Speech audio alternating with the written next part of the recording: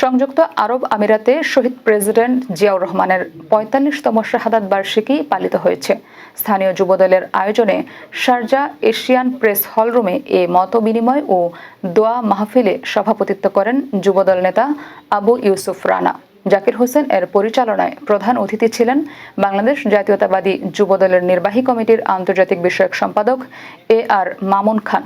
অনুষ্ঠানে বক্তারা বলেন, ১৭ বছরের স্বৈর শাসনের বিরুদ্ধে বাংলাদেশ জাতীয়তাবাদী দল বিএনপি দেশনেত্রী বেগম খালেদা জিয়া ও তারেক রহমানের নেতৃত্বে রাজপথে লড়াই সংগ্রাম করে আজ উত্তীর্ণ হয়েছে। বক্তারা আরও বলেন, দলের প্রতিটি সৈনিক জীবনের ঝুঁকি নিয়ে মামলা হামলার শিকার ও নির্বাসিত জীবনযাপন করে আন্দোলন চালিয়ে আজ সফল হয়েছে।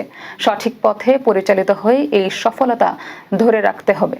অনুষ্ঠানে আরও বক্তব্য রাখেন যুবদল নেতা মোহাম্মদ জানে আলম, মোহাম্মদ মানিকুল ইসলাম, মোহাম্মদ মাহমুদ হাসান ফেরদৌস।